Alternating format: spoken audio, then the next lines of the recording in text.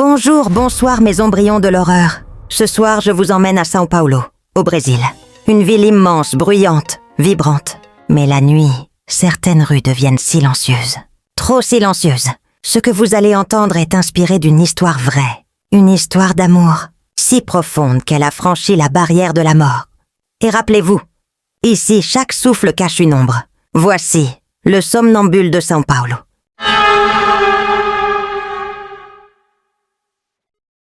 Je m'appelle Clara. Mon mari, Raphaël, souffre de somnambulisme depuis des années. Mais dernièrement, quelque chose a changé. Il ne se contentait plus de marcher. Il parlait, en portugais ancien, des phrases d'amour, adressées à quelqu'un d'invisible. Une nuit, je l'ai suivi. Il s'est arrêté devant la porte d'entrée. Pieds nus, il a murmuré. J'ai cru à une illusion. Mais chaque nuit, LG installait des caméras dans toute la maison. Et la troisième nuit, à 2h37, j'ai vu une silhouette derrière lui. Une femme, floue, translucide. Elle posait sa main sur son épaule. J'ai cru à une illusion. Mais chaque nuit, elle revenait. Toujours un peu plus proche, j'ai installé des caméras dans toute la maison. Et la troisième nuit, à 2h37, j'ai vu une silhouette derrière lui. Une femme, floue, translucide. Elle posait sa main sur son épaule. J'ai cru à une illusion. Mais chaque nuit, elle revenait.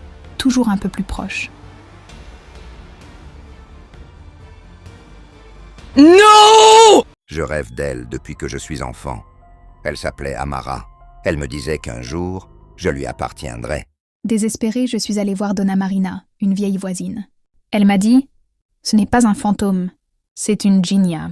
Elles tombent amoureuses parfois, mais si un humain en épouse une autre, elles reviennent le reprendre. » Un soir, j'ai fait venir un prêtre pour purifier la maison. Mais pendant la prière, Raphaël a commencé à rire. Un rire de femme, il m'appartient. Depuis toujours, les bougies ont explosé. Le vent a hurlé à travers la maison.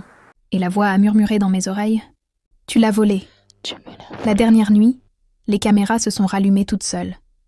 Raphaël se tenait devant la porte, fixant l'obscurité. Il a murmuré « Je viens, Amara. » Et là, deux bras translucides l'ont enlacé. Il a disparu. La porte s'est refermée doucement. Le lendemain matin, il n'y avait que des empreintes mouillées menant au puits. Ils ne l'ont jamais retrouvé. Mais parfois, la nuit, la caméra s'allume seule. On y voit une silhouette féminine caressant l'écran, comme si elle voulait me toucher.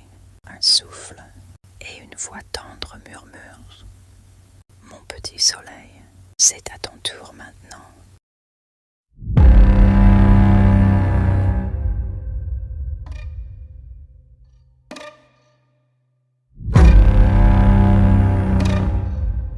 Si cette histoire vous a glacé le sang, montrez-le-moi. Laissez un commentaire, un like et surtout abonnez-vous à Les Ombres du Soir. Vos abonnements et vos messages, c'est ce qui me donne la force de plonger encore plus loin.